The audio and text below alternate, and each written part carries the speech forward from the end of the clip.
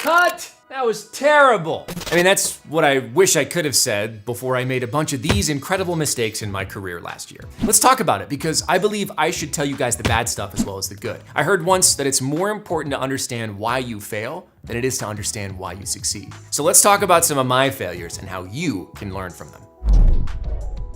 Hey everyone, I'm Joe Zieja, a full-time voice actor for the last 10 years and founder of LearnVoiceActing.com. I've booked over 6,000 voice acting gigs in my career, and I'm here to help you demystify the industry and empower you to start your voice acting journey today without asking for anybody else's permission. Okay, mistake number one, I said yes to way too much. Okay, this first one can definitely be applied to a lot of people in a lot of parts of their lives, especially those of us that are in a creative economy or a gig economy. It can feel like we have this incredible pressure to say yes to everything because we don't know when people are gonna stop knocking at our door. This scarcity mindset is something that every artist has to conquer at some point in their career. I know I did, and it could be especially difficult when you're just starting out, because even that first gig feels like a surprise or like you somehow cheated the system. You didn't believe it when you booked your first gig, so why would you believe it going forward? Trust me, I understand that there's a time in life to grind, okay? There's a time in life to sprint, but it can't be all the time. And you can only sprint in one direction at a time, unless you figured out that whole weird multi-dimension thing and you can kind of split yourself into multiple copies of yourself, which brings up with a whole host of other problems I don't want to get into right here. But my one major mistake of last year was that I said yes to too much. I didn't prioritize the right things, and I paid for it in a lot of stress and a lot of burnout. As a matter of fact, the burnout got so bad that in November, I planned a wonderful 3-day trip with my wife to Santa Barbara and spent almost all of it in bed, because at that point, my body just couldn't handle the stress anymore. I slept for 13 hours a night and I couldn't focus on anything. And if you don't believe me, take a look at this snapshot of my actual calendar that's from an actual week of my actual life. You might be saying to yourself, oh yeah, that's probably only a one-time thing, but no, there was a lot of weeks that looked exactly like that. And honestly, it doesn't really matter what those calendar blocks actually were.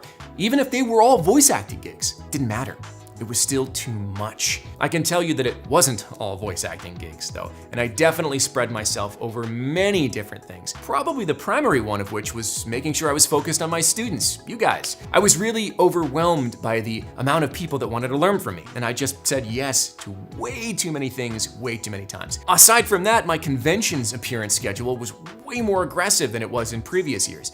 If you haven't traveled that much, let me tell you that travel is one of the most consistently stressful things you can do to yourself and in your life. It comes with great rewards, yeah, but it also comes with a huge toll on your body, especially if you're changing time zones and messing up your circadian rhythm. And I spent a whole lot of time in different time zones last year. So what's the effect of saying yes to too many things?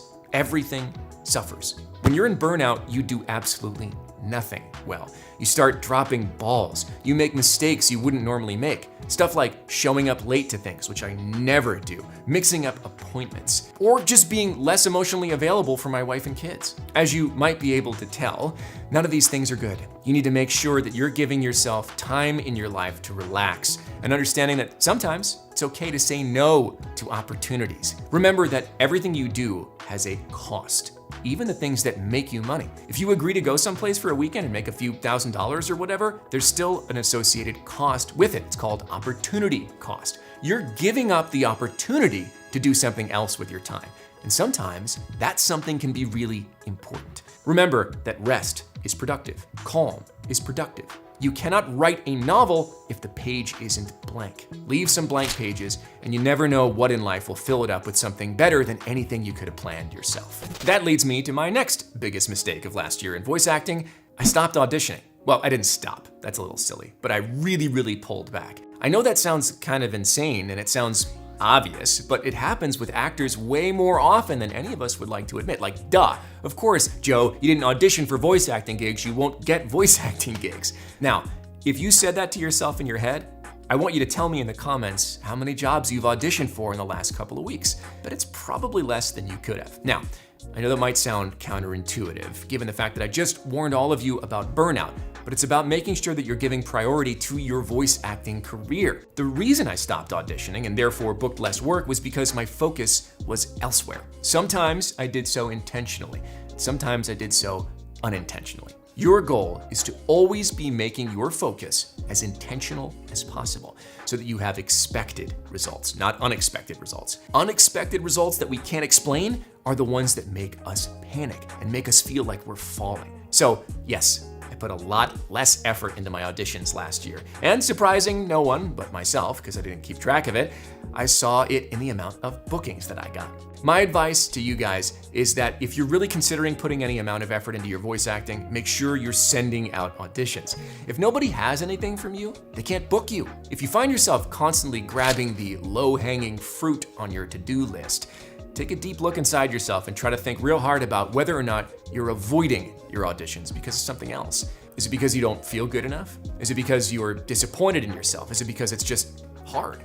Sure, organizing your drawers is a productive thing to do, but are you doing it because you're actually just trying to avoid the hard work, like your auditions? These are the questions you need to ask yourself when you find yourself not getting the audition output that you want or need to maintain a healthy career. And my last big mistake that I want to talk to you about when it comes to my voice acting career is this: I played it safe. What am I talking about when I say that I'm playing it safe? I'm talking about my audition reads. One of the most consistent pieces of feedback I got from various people I asked throughout the course of last year was, "Hey Joe, that was a really correct read. It was perfect. How safe?" Because I wasn't as focused as I needed to be, when I finally did step into the booth to audition, I found that it was more comfortable for me to just slap down the most basic read that I could. I didn't take time with the copy. I gave the most middle-of-the-road, safe performance that I could on a lot of my auditions. And that might work in some cases, like pay-to-plays, corporate video narration, but when you're trying to add nuance to performances like video games and animation, you're gonna come up sounding really stale. Even when it comes to things like commercial work, you have to be willing to play along the edges and break rules, be different. Not different for the sake of being different, but making sure that you're putting your own authentic voice into your auditions and not just giving them what you think they want. I talk about this all the time when I teach my students in many lessons throughout the comprehensive voice acting academy I have on learnvoiceacting.com, but you have to find a way to make your auditions pop. You have to take risks. You have to inject your unique perspective and be okay with the idea that a casting director may not exactly want you, and that's okay. Make strong choices has become kind of a cliche in the acting world, but it's become a cliche for a reason. Weak choices, weak bank account. Okay.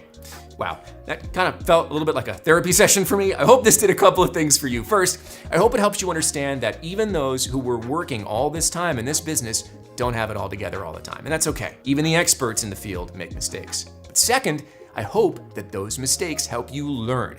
In my vulnerability, I hope there exists some small modicum of education for you as you start to build your own career. And remember, hey, Joe told me this one thing about maybe not saying yes to every opportunity that knocks on my door. Can I apply that to this opportunity? If you found this helpful, do me a favor, throw me a like and subscribe. Helps me support the channel and continue creating content to raise up the next generation of voice actors. And if you're ready to get started, there's a free ebook linked in the description below about how to get started in voice acting today. I'll see you next time with more voice acting insight. Go get behind the mic.